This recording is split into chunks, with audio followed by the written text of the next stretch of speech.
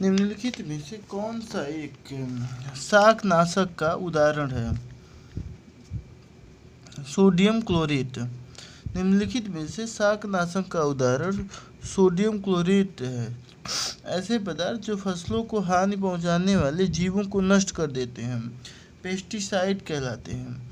ये निम्न प्रकार के होते हैं, जैसे कीटनाशी, जिसके उदाहरण डीडीटी, गैमेक्सिन, एल्यूमीनियम है, तथा कवकनाशी का उदाहरण बोर्टो मिश्रण, आग्रेनोमर्करी यौगिक है। ऐसे ही शाकनाशी का उदाहरण बेंजीपॉम, सोडियम क्लोरेट, सोडियम आर्सेनेट आदि हैं। निम्नलिखित में से कौन जल को जीवाणु मुक्त करने हेतु प्रयुक्त होता है? सभी। ओजोन, क्लोरीन डाइऑक्साइड, क्लोरेमीन,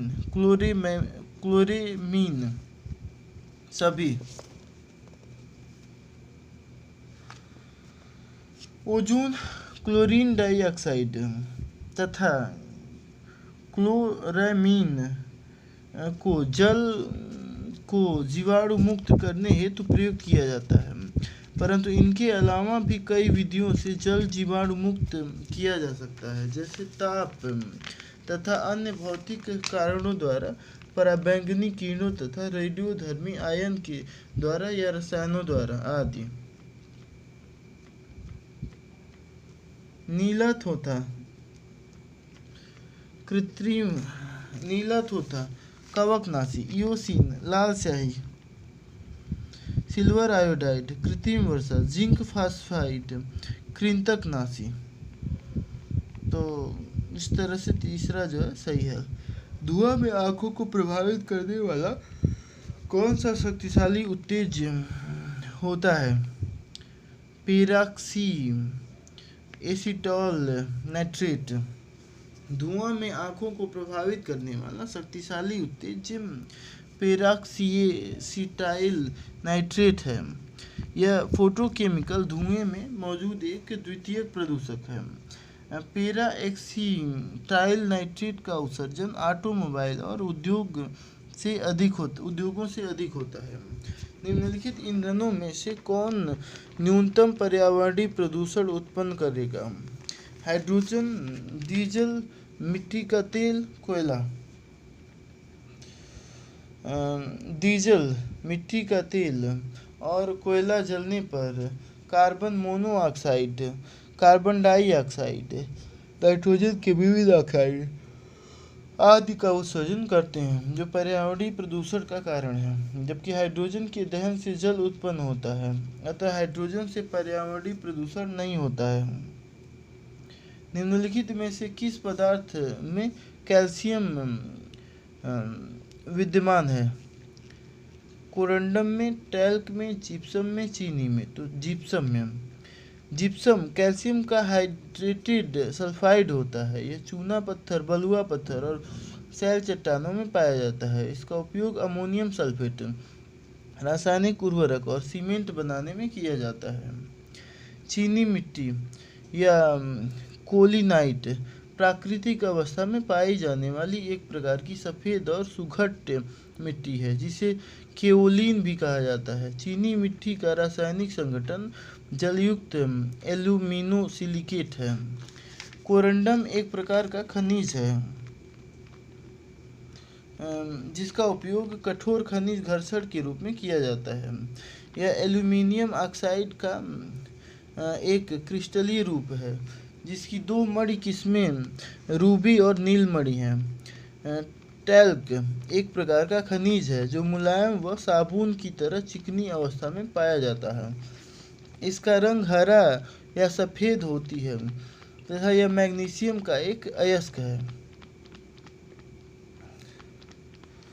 केवलार संश्लेषित रेशा, टेक्सॉल कैंसर रोधी दवा, जिंक फास्फाइड रोडेंट नाशी, नाइट्रोसेल्युलोस विस्फोटक।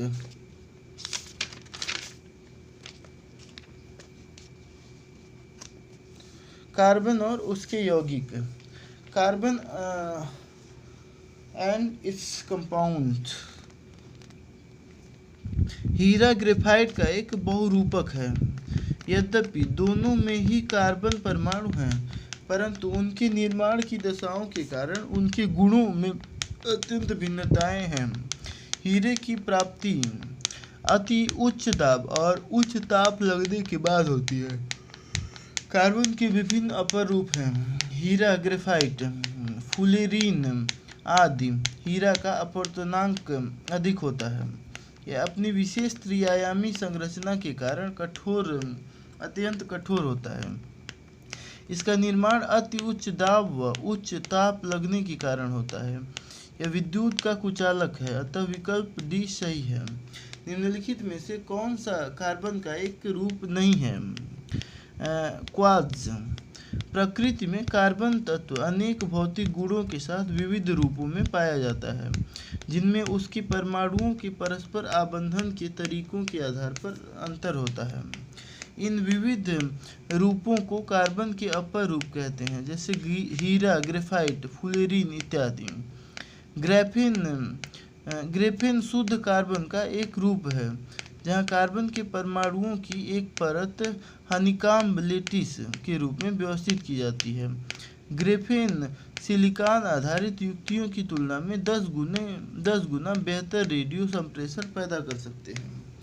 क्वार्ट्ज सिलिकॉन और ऑक्सीजन के निर्मित एक कठोर खनिज है, जो जल में अघुलनशील है, अतः विकल्प डी सही है। एथिलीन डाइब्रोमाइड को पेट्रोल के साथ मिलाने पर क्या होता है? यह ईंधन की ऑक्टेन संख्या को बढ़ाता है। यह लीड ऑक्साइड के विलोपन में सहायक होता है। यही सही है, बी। यह लीड ऑक्साइड के विलोपन में सहायक होता है। यह पेट्रोल की ऑक्टेन संख्या को बढ़ाने के लिए गैलोसीन में टेट्राएथिल लीड को मिलाया जाता था, लेकिन इसके दहन से लीड ऑक्साइड उत्पन्न होता था, जो पर्यावरण एवं जंतुओं के लिए हानिकारक है। अतः लीड ऑक्साइड के विलोपन के लिए पेट्रोल में एथिलीन डाइब्रोमाइड को मिलाया जाने लगा। वर्तमान समय में इसके स्थान पर अन्य पदार्थों एथेनॉल, टॉलुइन आदि का प्रयोग किया जाता है। निम्नलिखित ईंधनों में से कौन सा एक गैस वेल्डन के प्रयोग में आता है? एसिटिलीन। गैस वेल्डिंग के द्वारा धातुओं को जोड़ा जाता है।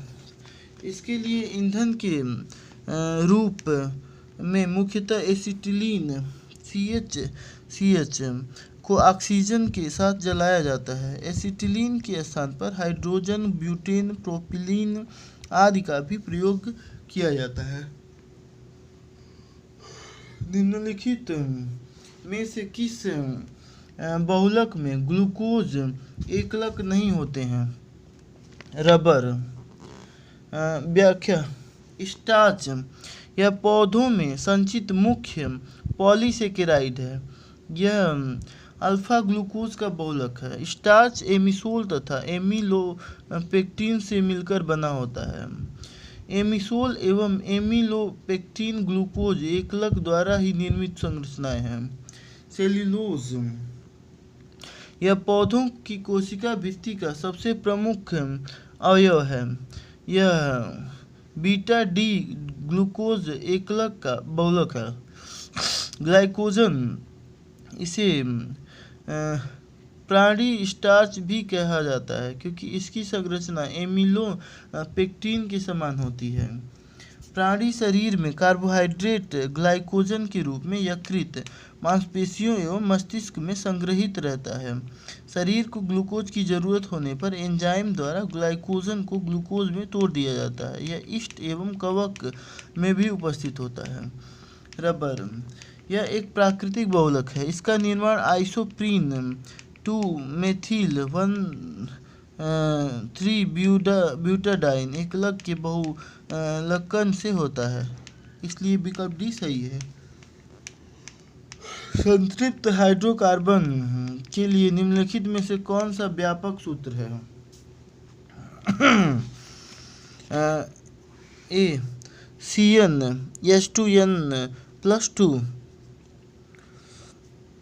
एल्केन का जो सूत्र है वो CnH2n+2, प्रकृति जो है संतृप्त। एल्कीन CnH2n असंतृप्त। एल्काइन CnH2n-2 असंतृप्त। एक फ्लास्क में दो अभिकारक गैस के बुलबुले उत्पन्न करते हैं जो चूने के पानी को दूधिया कर देती है। यह गैस कौन सी है? CO2। जब कार्बन डाइऑक्साइड गैस CO2 को चूने के पानी में प्रवाहित किया जाता है तो कैल्शियम कार्बोनेट का निर्माण होता है तथा चूने के पानी का रंग दूधिया हो जाता है। मतलब विकल्प डी सही है। हाइड्रोकार्बनों पर भाप की क्रिया के द्वारा वाणिज्यिक पैमाने पर डाइहाइड्रोजन बनाई जा सकती है।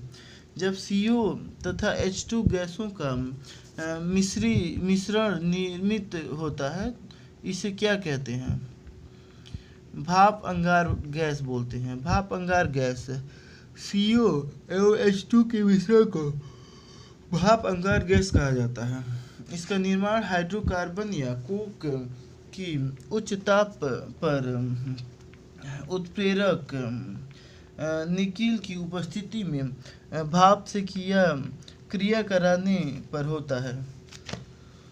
वाटर गैस को संश्लेषण गैस या सिग्नेस भी कहा जाता है। Producer gas CO+N2। Industrial gas इसमें मुख्यतः डाइहाइड्रोजन, एसिटिलीन, ऑक्सीजन तथा मीथेन आती है। ईंधन गैस इसमें मुख्य रूप से हाइड्रोकार्बन गैसों को शामिल किया जाता है। निम्नलिखित में से कौन सा गलत सही है? फ्लोरीन में केवल 6 सदस्यीय कार्बन वलय होते हैं। फ्लोरीन पंजर सदृश अणु है। हीरा उष्मागतिकीय रूप में कार्बन का सर्वाधिक स्थायी अपरूप है।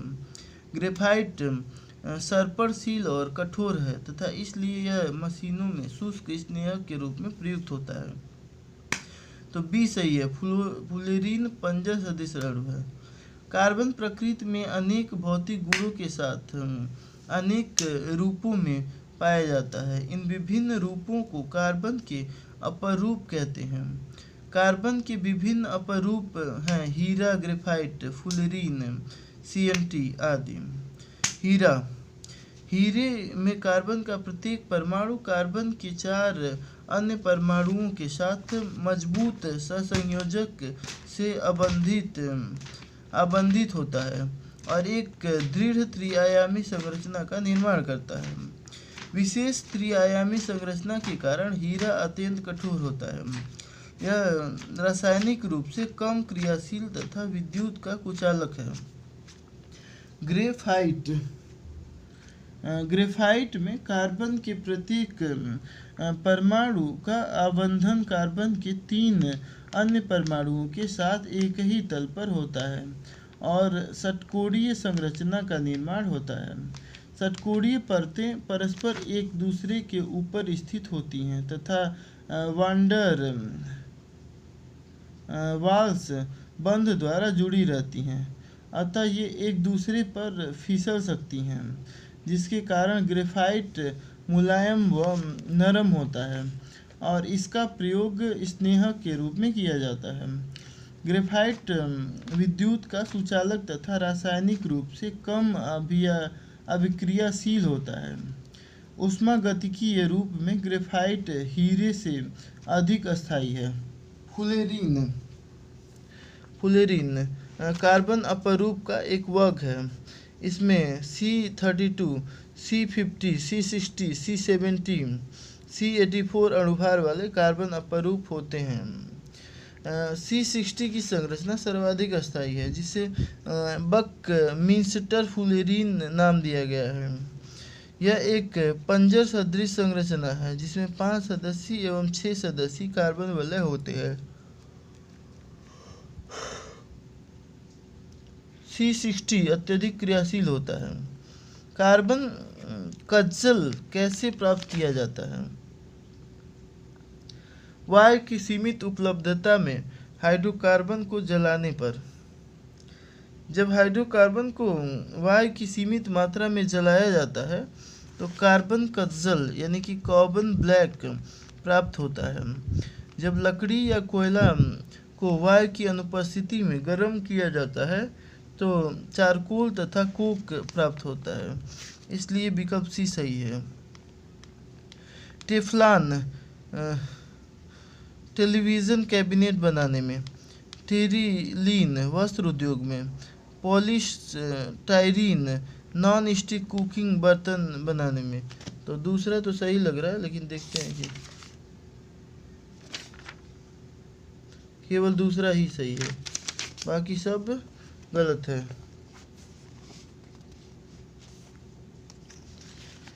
टेरिलीन एवं नायलॉन का उपयोग वस्त्र उद्योग में किया जाता है, इसलिए दूसरा सही है।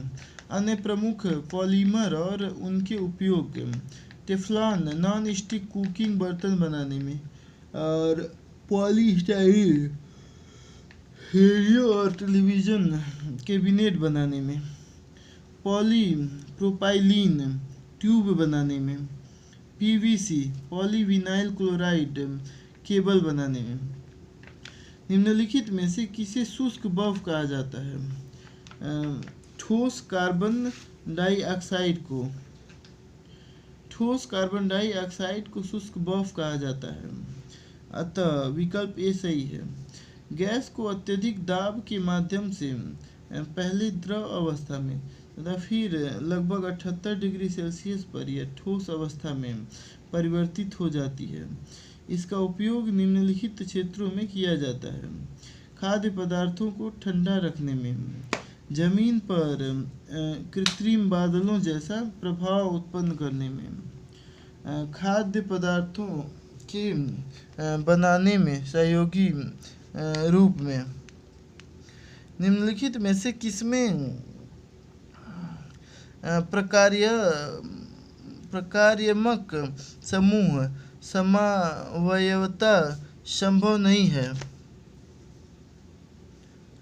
एल्किल हैलाइड सही है, तीसरा सही है। प्रकार्यात्मक समूह समावयवता, यदि दो या दो से अधिक यौगिक जिनके अणुसूत्र प्रकार्यात्मक समूह भिन्न भिन्न हों तो इन्हें परस्पर प्रकार्यात्मक समावयवी कहते हैं तथा यह घटना प्रकार्यात्मक समूह समावयता कहलाती है। Alcohol OH, ether O, aldehyde CHO, ketone CO, cyanide CN तथा आइसोसाइनाइड NC परस्पर क्रियात्मक समूह समावयवी है। एल्किल हैलाइड में क्रियात्मक समूह समावयवता संभव नहीं है। नायलॉन 6 के संश्लेषण के लिए कौन सा एकलक प्रयुक्त होता है?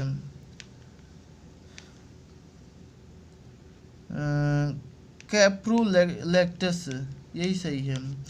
बहुलक पॉलीमर, जब छोटी एवं सरल इकाइयाँ यानी कि एकलक पुनरावृत्ति करती हुई वृहद पैमाने पर जुड़ती है तो बहुलक का निर्माण होता है।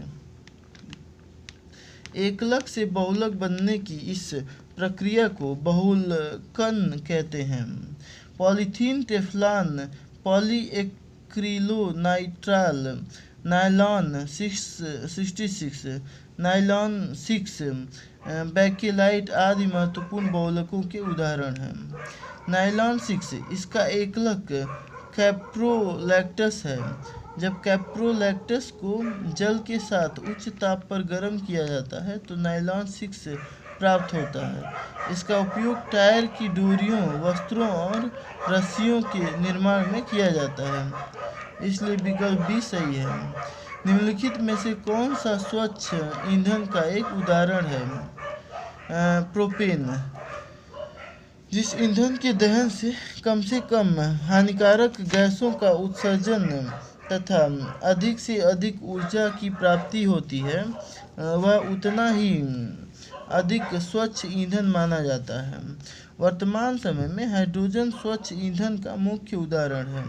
वस्तुतः ईंधन के रूप में मुख्य रूप से हाइड्रोकार्बन का उपयोग किया जाता है। इस हाइड्रोकार्बन में कार्बन परमाणुओं की संख्या जितनी कम होगी, उसके दहन से उतनी ही कम मात्रा में CO2 का उत्सर्जन होगा और वह अधिक स्वच्छ ईंधन की श्रेणी में आएगा।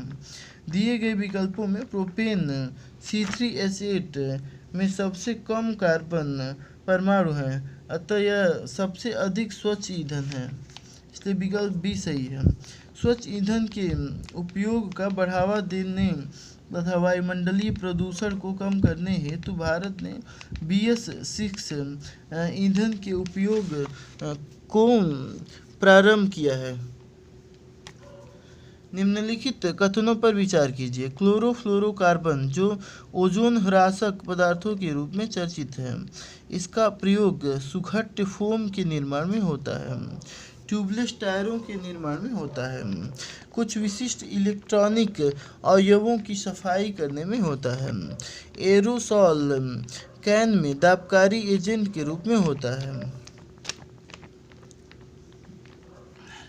इसमें से पहला, तीसरा और चौथा सही है, दूसरा गलत है।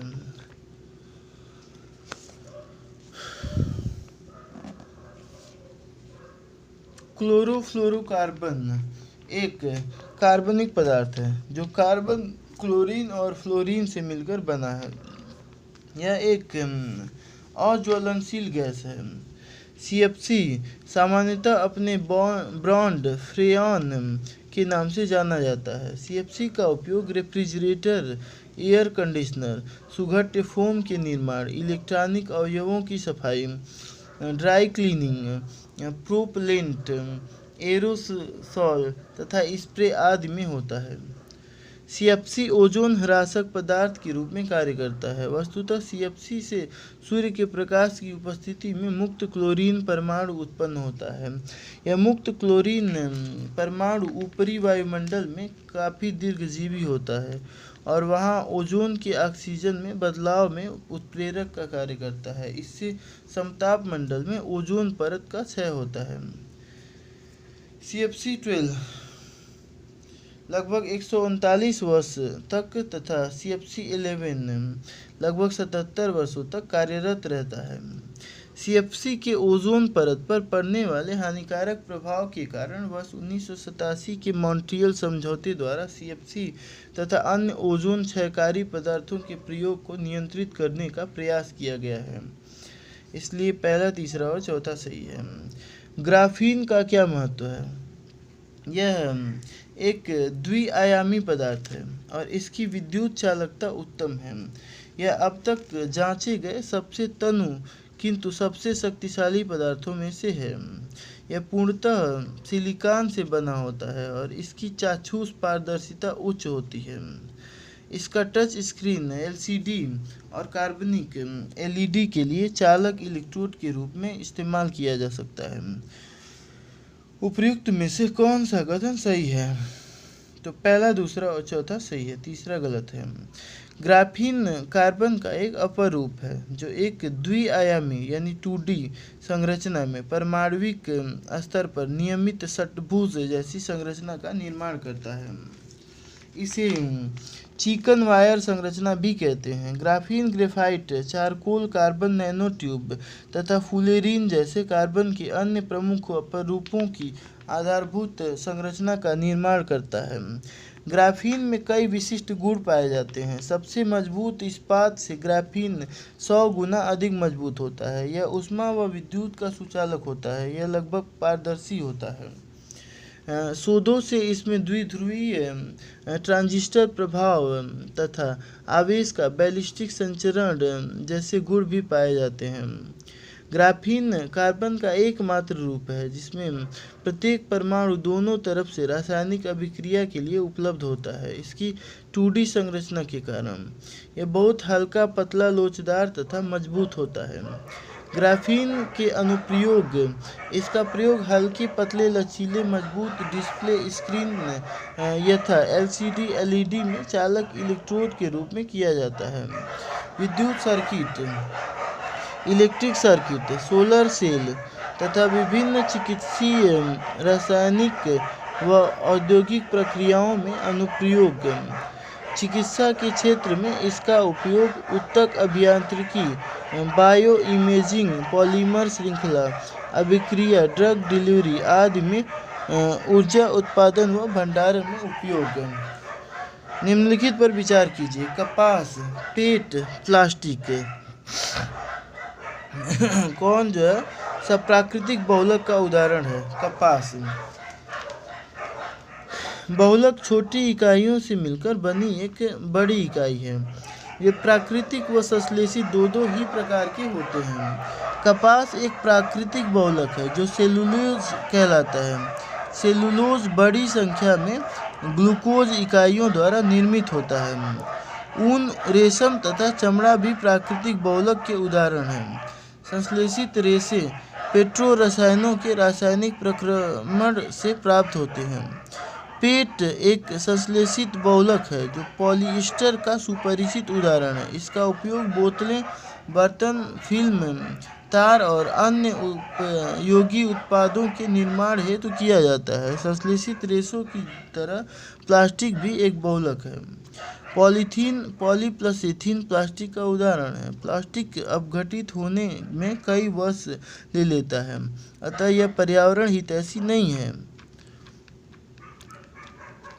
रेयान, इसका निर्माण कोयले, जल और वायु से किया जाता है। नायलॉन, यह कृत्रिम रेशम कहलाता है। टेरिलीन, यह एक पॉलिएस्टर है। एक्रिलिक, इसका उपयोग ऊन, स्वेटर तथा शॉल बनाने में किया जाता है।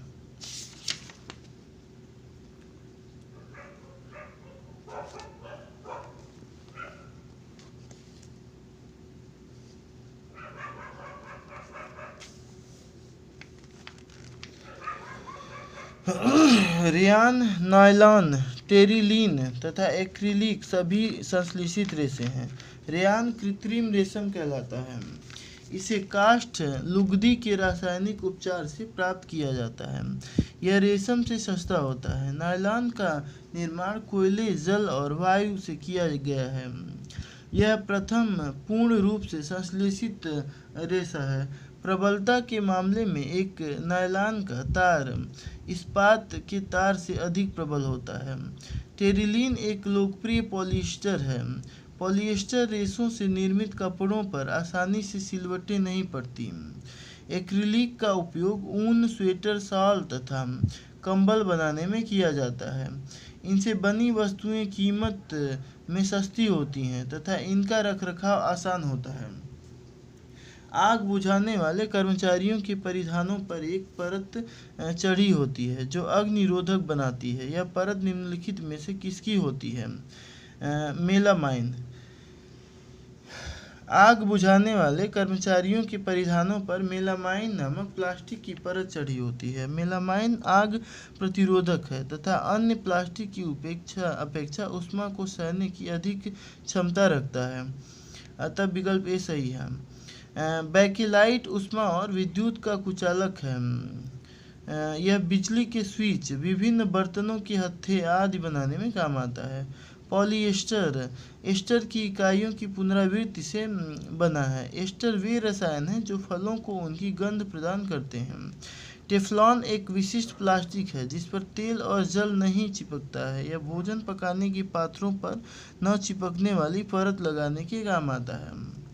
मॉथ और अन्य कीटों को भगाने हेतु प्रयोग में लाई जाने वाली नेप्थलीन की गोलियां निम्नलिखित में से किससे प्राप्त की जाती हैं? कोल तार से। नेप्थलीन की गोलियां कोल तार से प्राप्त की जाती हैं। कोक कोल तार और कोल गैस कोयले से प्राप्त उत्पाद है, अतः विकल्प बी सही है। प्राकृतिक गैस को उच्च दाब पर संपीड़ित करके प्राकृतिक गैस के रूप में भंडारित किया जाता है। भारत में प्राकृतिक गैस की विशाल भंडार है। हमारे देश में प्राकृतिक गैस त्रिपुरा, राजस्थान, महाराष्ट्र और कृष्णा गोदावरी डेल्टा में पाई जाती है। पेट्रोलियम के परिष्करण से प्राप्त उत्पाद हैं डीजल, मिट्टी का तेल, पैराफिन, मोम, स्नेहक तेल सब है।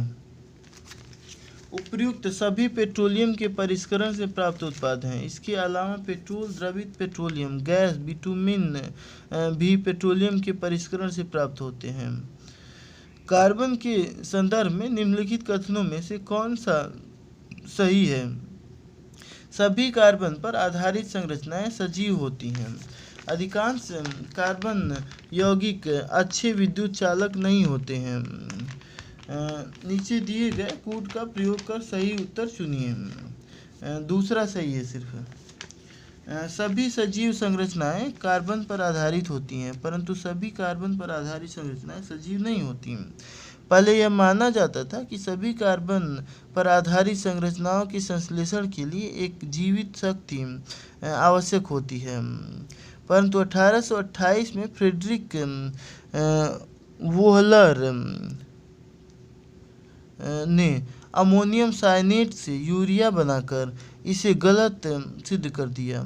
अधिकांश कार्बन यौगिक अच्छे विद्युत चालक नहीं होते हैं, क्योंकि सामान्यतः इन यौगिकों के आबंध से किसी भी आयरन की उत्पत्ति नहीं होती है, इसलिए दूसरा जो है सही है। निम्नलिखित में से कौन सा कार्बन अपरूप है? हीरा, ग्रेफाइट भी शायद, हाँ, हीरा, ग्रेफाइट, फुलेरिन, तीनों।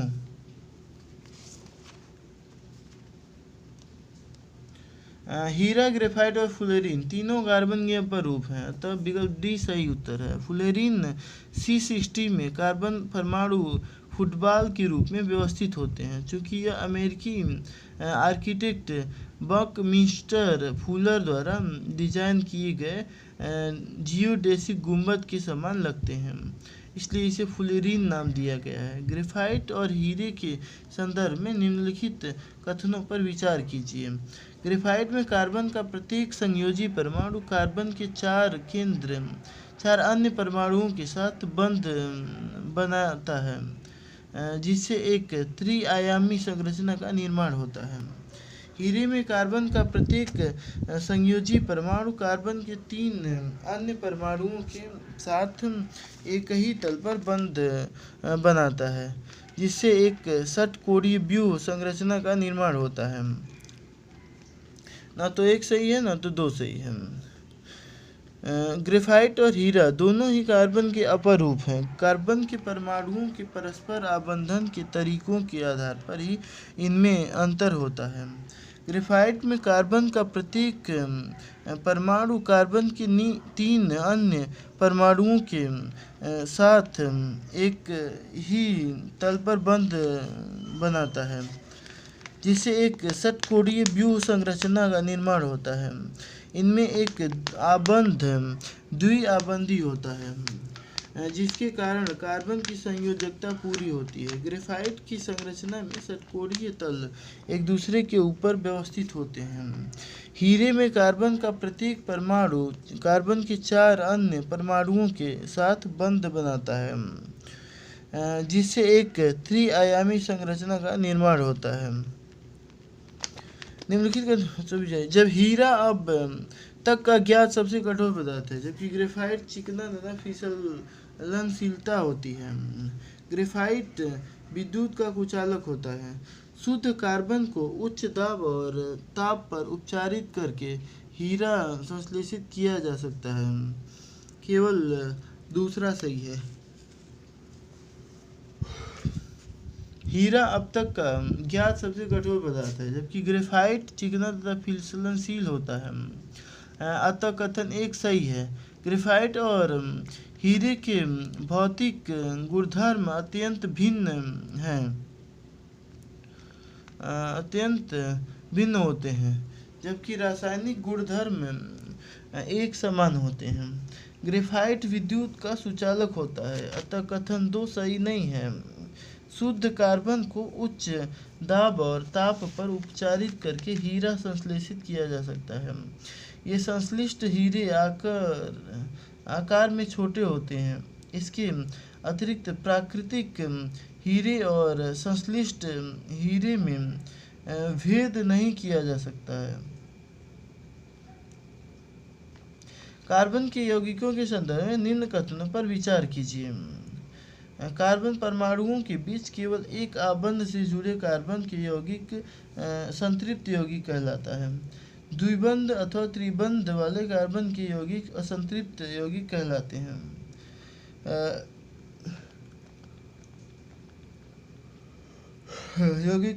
हैं। कार्बन के संतृप्त यौगिक असंतृप्त यौगिकों की तुलना में आर्थिक अभिक्रियाशील होते हैं। तो पहला और दूसरा सही है, तीसरा गलत है। कार्बन परमाणुओं के बीच केवल एक आबंध से जुड़े कार्बन के यौगिक संतृप्त यौगिक कहलाते हैं। इनमें सभी परमाणुओं की संयोजकता उनके बीच बने एक आबंध से संतुष्ट होती है। अतः कथन एक सही है। द्विबंध अथवा त्रिबंध वाले कार्बन के यौगिक असंतृप्त यौगिक कहलाते हैं। इनमें प्रत्येक कार्बन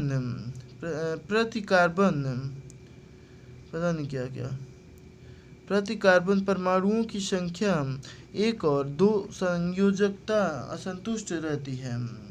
इसे संतुष्ट करने के लिए 2 कार्बनों के बीच द्विबंध और त्रिबंध का निर्माण होता है। अतः दूसरा सही है। कार्बन के असंतृप्त यौगिक संतृप्त यौगिकों की तुलना में अधिक अभिक्रियाशील होते हैं। अतः कथन 3 गलत है। केवल कार्बन और हाइड्रोजन वाले कार्बन यौगिक निम्नलिखित में से क्या कहलाते हैं? हाइड्रोकार्बन। केवल कार्बन और हाइड्रोजन वाले कार्बन यौगिक हाइड्रोकार्बन कहलाते हैं, इसलिए ये सही है। हाइड्रोकार्बन में संतृप्त हाइड्रोकार्बन जैसे एल्केन और असंतृप्त हाइड्रोकार्बन जैसे एल्कीन और एल्काइन दोनों ही सम्मिलित हैं। अंगीठी में जलने वाला कोयला लाल रंग के समान उज्ज्वल होता है और बिना ज्वाला के ऊष्मा देता है। केवल गैसीय पदार्थों के जलने पर ही ज्वाला उत्पन्न होती है।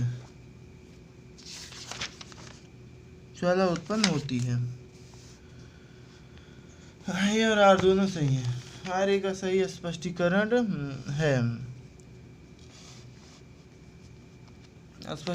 है। अंगीठी में जलने वाला कोयला अथवा तारकोल कभी कभी लाल रंग के समान उज्ज्वला होता है और बिना ज्वाला के ऊष्मा देता है।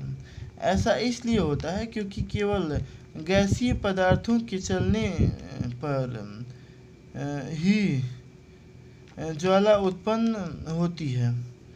मोम और केरोसिन तेल जो क्रमशः ठोस एवं द्रव हैं, गर्म करने पर वाष्पीकृत होकर यानी गैसीय रूप लेकर ही ज्वाला प्रदान करते हैं। लकड़ी अथवा तारकोल जलने पर उपस्थित वाष्पशील पदार्थ वाष्पीकृत हो जाते हैं और आरंभ में ज्वाला के साथ जलते हैं। तो पहला सही है। कोयला, तेल और गैस के संदर्भ में निम्न कथनों पर विचार कीजिए। कोयला लाखों वर्ष पुराने वृक्षों, फर्न तथा अन्य पौधों का अवशेष है। तेल और गैस लाखों वर्ष पुराने छोटे समुद्री पौधों तथा जीवों के अवशेष हैं। दोनों सही हैं। कोयला लाखों वर्ष पुराने वृक्षों, फर्न तथा अन्य पौधों का अवशेष है। संभवतः भूकंप अथवा ज्वालामुखी के फटने के कारण ये धरती में चट्टानों के नीचे दब गए थे। धीरे धीरे क्षय होकर कोयला बन गए। तेल और गैस लाखों वर्ष पुराने छोटे समुद्री पौधों तथा जीवों के अवशेष हैं। उनकी मृत्यु होने पर उनके शरीर समुद्र में डूब गए तथा गाद से ढक गए। इन मृत अवशेषों पर बैक्टीरिया आक्रमण से प्रबल दबाव के कारण तेल और गैस का निर्माण हुआ। निम्नलिखित कथनों पर विचार कीजिए। वनस्पति तेलों में साधारणतः लंबी संतृप्त कार्बन श्रृंखलाएं होती हैं, जबकि जंतु वसा में असंतृप्त कार्बन श्रृंखलाएं होती हैं। साधारणतः यह जंतु अवश्य वसा स्वास्थ्य के लिए हानिकारक माने जाते हैं। केवल दूसरा सही है। वनस्पति तेलों में साधारणतः लंबी असंतृप्त कार्बन श्रृंखलाएं होती हैं, जबकि जंतु वसा में संतृप्त कार्बन श्रृंखलाएं होती हैं। अतः कथन एक गलत है। साधारणतः जंतु वसा में असंतृप्त वसा अम्ल होते हैं, जो स्वास्थ्य के लिए हानिकारक माने जाते हैं। अतः भोजन पकाने के लिए असंतृप्त वसा अम्लों वाले तेलों का उपयोग करना सूचित है।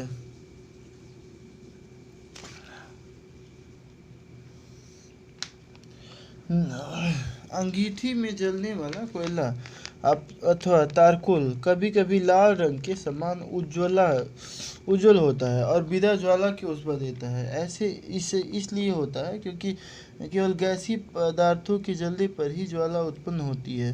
मोम और केरोसिन तेल, जो क्रमशः ठोस एवं द्रव हैं, गर्म करने पर वाष्पीकृत होकर यानी गैसीय रूप लेकर ही ज्वाला प्रदान करते हैं। लकड़ी अथवा तारकोल जलने पर उपस्थित वाष्पशील पदार्थ वाष्पीकृत हो जाते हैं और आरंभ में ज्वाला के साथ जलते हैं। कोयला, तेल और गैस के संदर्भ में निम्न कथनों पर विचार कीजिए। तीसरा सही, सी सही है, यानी कि दोनों। कोयला लाखों वर्ष पुराने वृक्षों, फर्न तथा अन्य पौधों का अवशेष है। तेल और गैस लाखों वर्ष पुराने समुद्री पौधों तथा जीवों के अवशेष है। सही है। कोयला लाखों वर्ष पुराने वृक्षों, फर्न तथा अन्य पौधों का अवशेष है। संभवतः भूकंप अथवा ज्वालामुखी के फटने के कारण ये धरती में चट्टानों के नीचे दब गए थे, धीरे धीरे क्षय होकर कोयला बन गए। तेल और गैस लाखों वर्ष पुराने छोटे समुद्री पौधों तथा जीवों के अवशेष हैं। उनके मृत होने पर उनके शरीर समुद्र में डूब गए और गाद से ढक गए।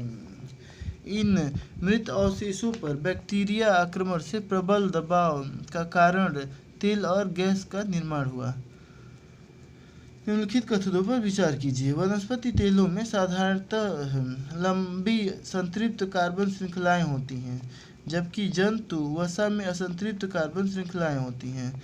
साधारणतः जंतु वसा स्वास्थ्य के लिए हानिकारक माने जाते हैं। उपयुक्त में से कौन सा सही है? केवल दूसरा। वनस्पति तेलों में साधारणतः लंबी असंतृप्त कार्बन श्रृंखलाएं होती हैं, जबकि जंतु वसा में संतृप्त कार्बन श्रृंखलाएं होती हैं। अतः कथन एक जो है गलत है। साधारणतः जंतु वसा में संतृप्त वसा अम्ल होते हैं, जो स्वास्थ्य के लिए हानिकारक माने जाते हैं। अतः भोजन पकाने के लिए असंतृप्त वसा अम्लों वाले तेलों का उपयोग करना उचित है। एथेनॉल के संदर्भ में निम्नलिखित कथनों में से कौन सा सही नहीं है? इसका उपयोग टिंचर, आयोडीन और कफ सिरप बनाने में होता है। यह केंद्रीय तंत्रिका तंत्र को सकारात्मक रूप से प्रभावित करता है और तंत्रिका तंत्र को अधिक मजबूत बनाता है। यही जो है सही नहीं है, बाकी सब सही है। एथेनॉल को सामान्यतः अल्कोहल कहा जाता है। इसका उपयोग tincture, iodine, cough syrup, tonic आदि औषधियों को बनाने में होता है। यह केंद्रीय तंत्रिका तंत्र को कमजोर बनाता है। अधिक मात्रा में इसके सेवन से उपापचयी प्रक्रिया धीमी हो जाती है। साथ ही यह व्यक्ति के सोचने समझने की क्षमता और मांसपेशियों को बुरी तरह से प्रभावित करता है। इसके विपरीत मेथनॉल की थोड़ी सी भी मात्रा लेने से व्यक्ति की मृत्यु हो जाती है।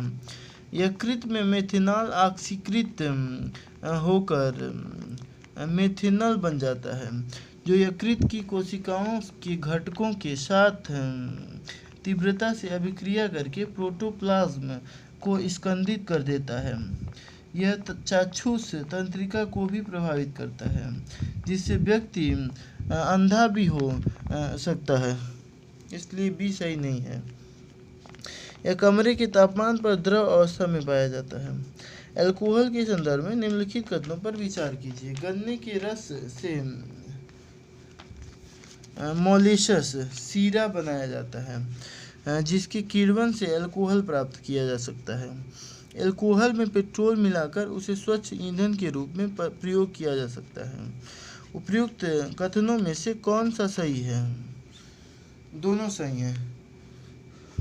गन्ना सूर्य के प्रकाश को रासायनिक ऊर्जा में बदलने में सर्वाधिक सक्षम होता है। गन्ने के रस से मोलेसेस सीरा बनाया जाता है,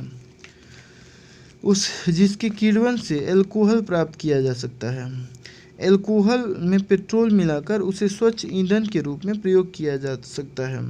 कुछ देशों में ऐसा किया भी जाता है। अल्कोहल ईंधन पर्याप्त ऑक्सीजन होने पर केवल कार्बन डाइऑक्साइड और जल उत्पन्न करता है। साबुन के संदर्भ में निम्नलिखित कथनों पर विचार कीजिए।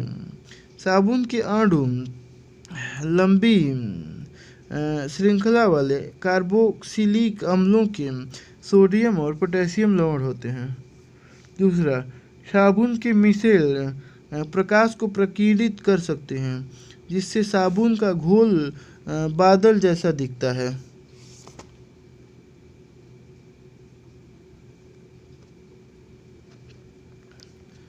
तो पहला दूसरा सही है, दोनों सही हैं। साबुन के अणु लंबी श्रृंखला वाले कार्बोक्सिलिक अम्लों के सोडियम और पोटेशियम लवण होते हैं। कपड़ों की अधिकांश मैल तैलीय होती है और तेल के कारण ये पानी में अघुलनशील होते हैं। साबुन का आयनिक भाग जल में घुल जाता है, जबकि कार्बन श्रृंखला तेल में घुल जाती है। इस प्रकार साबुन के अणु मिसेली संरचना तैयार करते हैं, जहाँ अणु का एक सिरा तेल कण की ओर तथा आयनिक सिरा बाहर की ओर होता है। इससे पानी में इमल्सन बनता है। इस प्रकार साबुन का मिसेल मैल को पानी में घुलाने में मदद करता है और कपड़े साफ हो जाते हैं। मिसेल साबुन के ऐसे अणु होते हैं जिनके दोनों सिरों के विभिन्न गुणधर्म होते हैं। जल में एक सिरे को जलरागी और हाइड्रोकार्बन में विलेय दूसरे सिरे को जलविरागी कहते हैं। साबुन के मिसेल प्रकाश को प्रकीर्णित कर सकते हैं, जिससे साबुन का घोल बादल जैसा दिखता है। कोयला एवं पेट्रोलियम जैव मात्रा से बनते हैं, जिनमें कार्बन के अतिरिक्त हाइड्रोजन, नाइट्रोजन एवं सल्फर भी होते हैं। अपर्याप्त वायु में कोयला एवं पेट्रोलियम को जलाने पर कार्बन मोनोऑक्साइड बनाती है। इसमें दोनों सही हैं। कोयला एवं पेट्रोलियम जैव मात्रा से बनते हैं, जिसमें कार्बन के अतिरिक्त हाइड्रोजन, नाइट्रोजन एवं सल्फर होते हैं। जब इन्हें जलाया जाता है तो कार्बन डाइऑक्साइड, जल नाइट्रोजन के ऑक्साइड तथा सल्फर के ऑक्साइड बनते हैं। अपर्याप्त वायु ऑक्सीजन में जलाने पर कार्बन डाइऑक्साइड के स्थान पर कार्बन मोनोऑक्साइड बनती है। इन उत्पादों में से नाइट्रोजन एवं सल्फर की ऑक्साइड तथा कार्बन मोनोऑक्साइड विषैली गैसें हैं तथा कार्बन डाइऑक्साइड एक ग्रीन हाउस गैस है। निम्नलिखित कथनों पर विचार कीजिए। थर्मोसेटिंग प्लास्टिक ऐसे बहुलक होते हैं जिन्हें परितप्त कर पुनः उपयोग किया जा सकता है। ग्रेफाइट हीरे की तुलना में रासायनिक रूप से अधिक प्रतिक्रियाशील होता है, तो दूसरा सही है। थर्मोसेटिंग प्लास्टिक, ये ऐसे बहुलक हैं जो गर्म करने पर अस्थायी परिवर्तन से गुजरते हैं। गर्म करने पर वे सांचों में व्यापक क्रॉस लिंकिंग से गुजरते हैं और कठोर एवं असाध्य बन जाते हैं, इसलिए उनका पुनः उपयोग नहीं किया जा सकता है। अतः कथन एक सही नहीं है। थर्मोसेटिंग प्लास्टिक के उदाहरण ग्लिप्टल, वीटल, बैकेलाइट, टेरेलिन आदि। हीरा, यह कार्बन का शुद्धतम रूप है। यह सबसे कठोर ज्ञात प्राकृतिक पदार्थ है। यह पारदर्शी होता है और इसका विशिष्ट गुरुत्व 3.52 है। इसका उच्च गलनांक और घनत्व होता है। काले हीरे को कार्बोनेडो कहते हैं, जिसमें ग्रेफाइट के अंश होते हैं। ग्रेफाइट, यह नरम, चिकना, गहरे भूरे रंग का क्रिस्टलीय ठोस होता है। यह ताप और बिजली का अच्छा संवाहक है। इसका विशिष्ट गुरुत्व 2.3 है। यह हीरे की तुलना में रासायनिक रूप से अधिक प्रतिक्रियाशील होता है।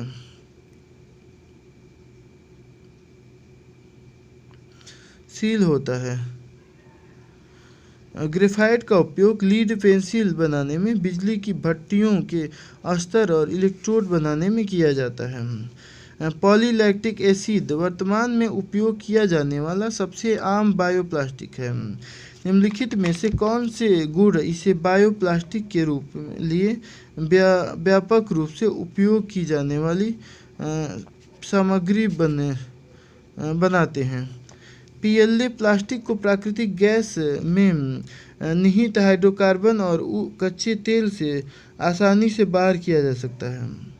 ये वाणिज्यिक खाद्य प्रतिष्ठानों में प्राकृतिक तत्वों में आसानी से विघटित हो जाते हैं। ये जलाए जाने पर विषैले धुएं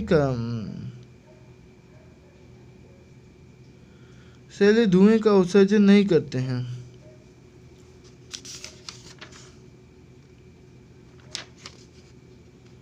तीसरा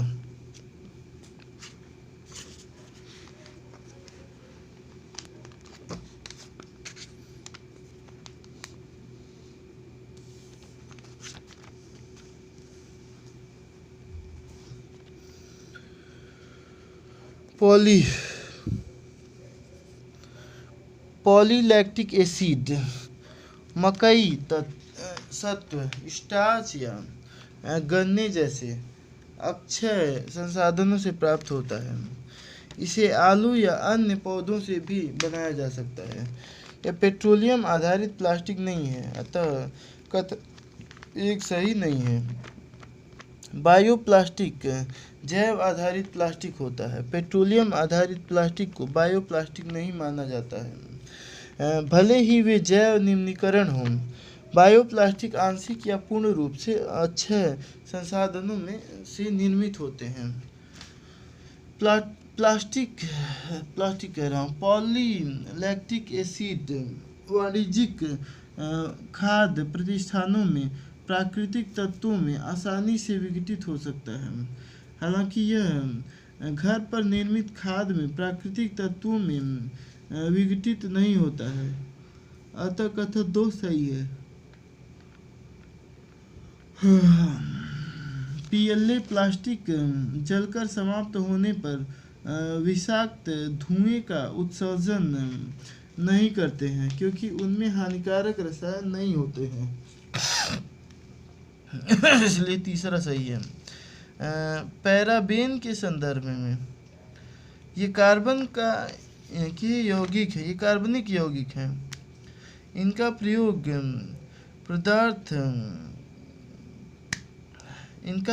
प्रयोग सौंदर्य प्रसाधनों एवं स्वच्छता संबंधी उत्पादों में संरक्षक के रूप में किया जाता है।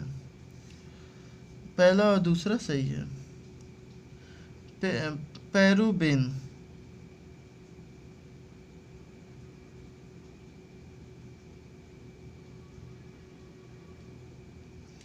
होता है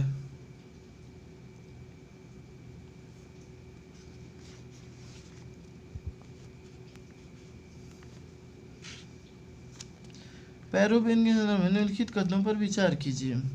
ये तो पढ़ा ही हूँ, लेकिन ये व्याख्या। पैराबेन निजी देखभाल उत्पादों में संरक्षक के रूप में उपयोग किए जाने वाले कार्बनिक यौगिकों का एक समूह है, इसलिए पहला सही है। ये सौंदर्य प्रसाधनों और स्वास्थ्य एवं स्वच्छता संबंधी उत्पादों में जीवाणुओं, फफूंद और खमीर के विकास को रोकने के लिए संरक्षक के रूप में उपयोग किए जाते हैं, अतः कथन 2 सही है।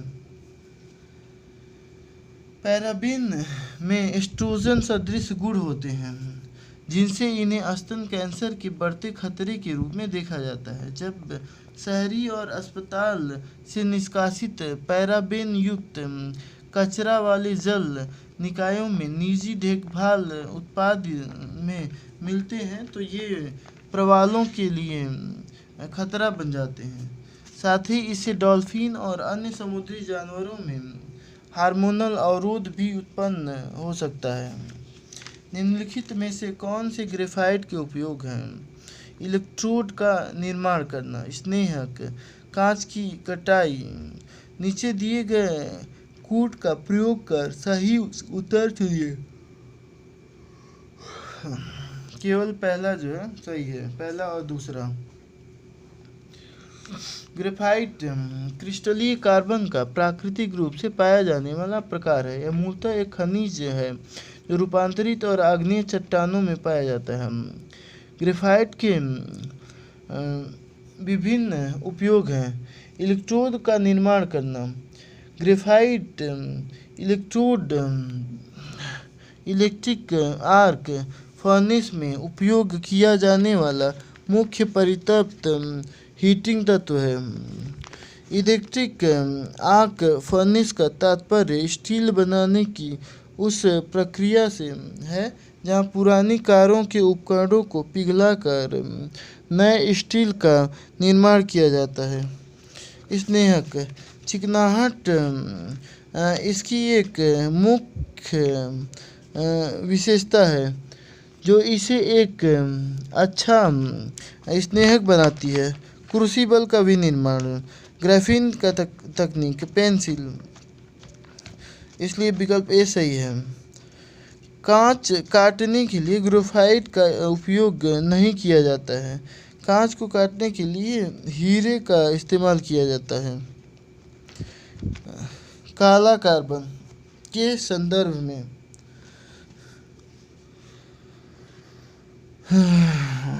यह गैस एवं डीजल इंजनों, कोयला दहन आधारित विद्युत संयंत्रों और जीवाश्म ईंधन का दहन करने वाले अन्य स्रोतों से उत्सर्जित धूमिल काला पदार्थ है। काला कार्बन का श्वसन, सांस और हृदय संबंधी रोग, कैंसर और यहाँ तक कि जन्म दोष सहित कई स्वास्थ्य संभावनाओं से संबद्ध है। काला कार्बन का जमाव जो बर्फ और हिम को ढक लेता है, पृथ्वी द्वारा सूर्य किरणों को परावर्तित करने की क्षमता का कम कर देता है। तीनों सही है। ब्लैक कार्बन गैस अथवा काला कार्बन और डीजल इंजनों, कोयला दहन आधारित विद्युत संयंत्रों तथा जीवाश्म ईंधन का दहन करने वाले अन्य क्षेत्रक अन्य स्रोतों से उत्सर्जित धूमिल काला पदार्थ होता है। इसमें अविकरणीय पदार्थ का एक बड़ा हिस्सा उपस्थित होता है जो एक वायु प्रदूषक है। ब्लैक कार्बन एक वैश्विक पर्यावरणीय समस्या है जिसका मानव स्वास्थ्य और जलवायु दोनों पर नकारात्मक प्रभाव पड़ता है। ब्लैक कार्बन का अंतःश्वसन सांस और हृदय संबंधी रोग, कैंसर और यहाँ तक कि जन्म दोष सहित कई स्वास्थ्य समस्याओं से संबंध है।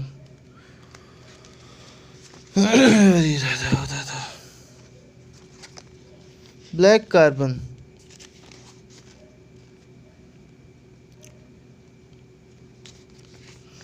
जलवायु परिवर्तन में भी योगदान करता है।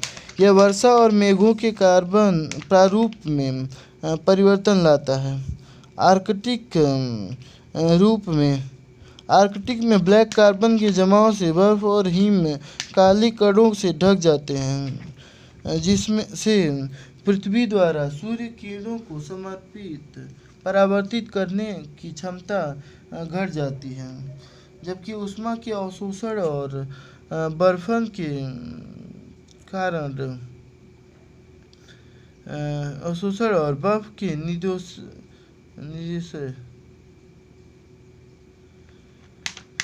बढ़ जाती है। ऑक्टेन संख्या संबद्ध है